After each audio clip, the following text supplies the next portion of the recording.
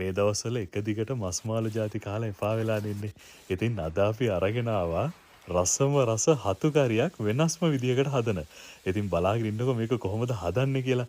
ඉතින් ඉස්සෙල්ලම මේ වගේ ලුණු වතුර ටිකකට අපි හතු ටික දාගෙන මේ විදියට හොඳට සෝදලා මිරිකලා ගන්න ඕනේ.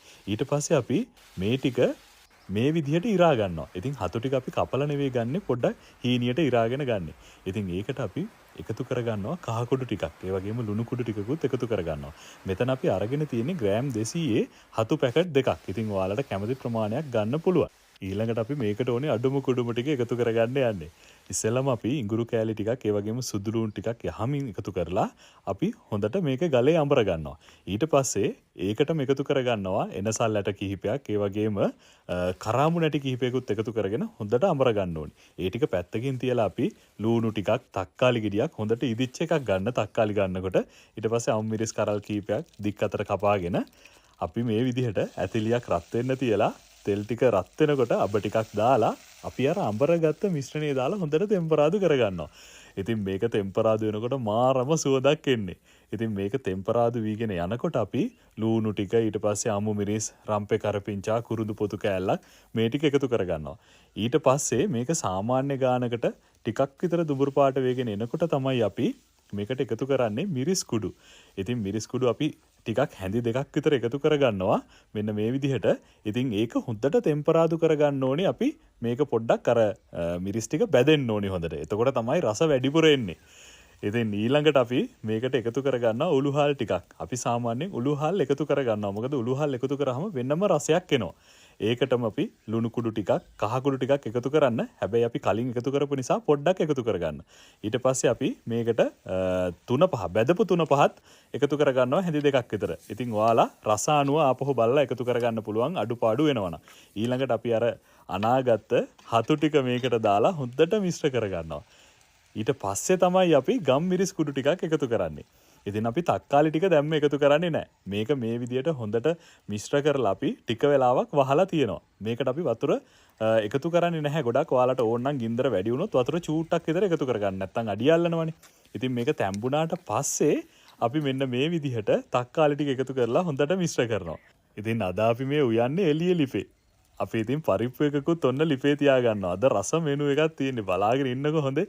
ඉතින් මේකට අපි හතු එකට ආපහු මේ එකතු කරන්නේ සියඹලා ඉස්ම. ඉතින් සියඹලා ඉස්ම එකතු කරපුවාම රස වගේම මාරම ලස්සන පාටක් මේකට එනවා. මේක දැන් හරිම සුවඳයි. මෙහෙම තියෙද්දිත් ඉතින් අර අපි කියන්නේ බලාගෙන ඉන්න බෑ කන්න හිතනවා කියලා. ඉතින් අපි අද රොටියකුත් හදන්නයි යන්නේ ඉතින් මේ මෙනු එකට ගලපලා. ඉතින් රොටි පිටි එක තමයි අම්මා මේ අනන්නේ. මේ පිටි එක අම්මා අනන්නේ උණු වතුරෙන්. උණු වතුරෙන් අනපුවාම රොටි එක හරිම මෘදුයි. එළිය ලිපේ පරිප්පු එකයි හතු එකයි හැදෙනකොට අපේ ඇතුලේ පුරුදු ලිපේ අම්මා ඉතින් රොටි එක ඔන්න පුච්ච ගන්නයි යන්නේ. ඉතින් මේ විදිහට අම්මා රොටි ටික හදනවා. හතු කියන්නේ ඉතින් ගොඩක්ම ප්‍රෝටීන් බහුල ආහාරයන්නේ.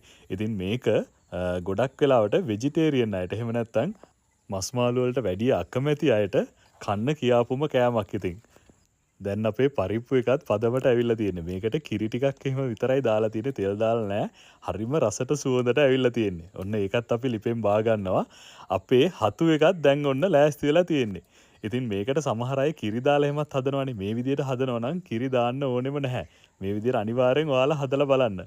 මේ දවස්වල තෙල් කෑම ගොඩක් කාපු නිසා අම්මා කරපිංච ලුණු මිරිසක් අඹරනවා. මේකට ඉතින් රතු ලුණු ඒ වගේම උම්බලකඩ ලුණු ඇඹුල් පද්දමට දාලා අඹරලා ගන්නෙ. මේක හරිම රසයි. ඉතින් රොටියට නෙවෙයි ඕනම දෙයකට මේක ඉතින් මාර විදියට ගැලපෙනවා. රොටිය හදනවා කියන්නේ අනිවාර්යෙන් ඉතින් රොටියත් එක්ක ප්ලේන් ටිකක් යනවමනේ. ඉතින් මම ඔක්කොටම අද ප්ලේන් ටි හදන්න යන්නේ. ඉතින් ප්ලේන් ටි හදන්න ගිහින් වෙච්ච වැඩේ මොකද්ද කියලා බලන්නකෝ. ඔයාලටත් මේ වගේ දේවල් වෙලා ඇති. අර හැමදාම වගේ අපිට වෙන දෙයක් තියෙනවනේ. අම්මලා මේක ඇතුලේ තියෙන දේවල් නෙමෙයි තියෙන්නේ. මේක ඇතුලේ මේ තියෙන්නේ කිතුල් හකුරු.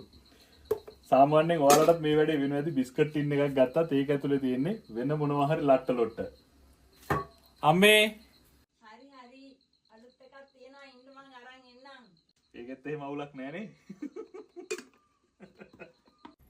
ඒ කතාව එහෙම වෙද්දී අපි ඔන්න රොටියක් රස විඳින්නයි යන්නේ දැන්. මොනවද තියෙන්නේ කොහොමද මේක බෙදන්නේ කියලා බලන්නකෝ අම්මා.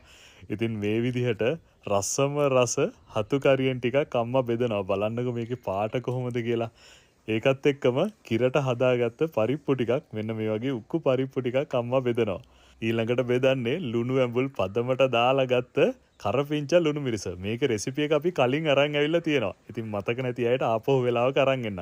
උණුම උණු පොල් රොටි කෑල්ලකට හතු කරියෙන් චුට්ටකුයි පරිප්පු ටිකකුයි කරපිංචා ලුණු මිරිස් චුට්ටකුයි එකතු වුණා කියන්නේ ඉතින් මාරම රසයි. ඉතින් අපි හිතාගෙන හිටියද ප්ලේන්ටි බොණ්ඩනේ. හැබැයි ඉතින් අර ටින් එක ඇතුලේ තිබුණේ හකුරුනේ. ඊට පස්සේ ඉතින් කිතුල් හකුරු කෑල්ලක් කාලා කහට එකක්ම බොනවා කියලා හිතුවා. ඉතින් මම නම් රොටි කෑල්ලක් උණු උණුවේම කාලා කිතුල් හකුරුත් එක්ක කහට එකක් බොන්නයි යන්නේ. දීලා එන්නම්කෝ.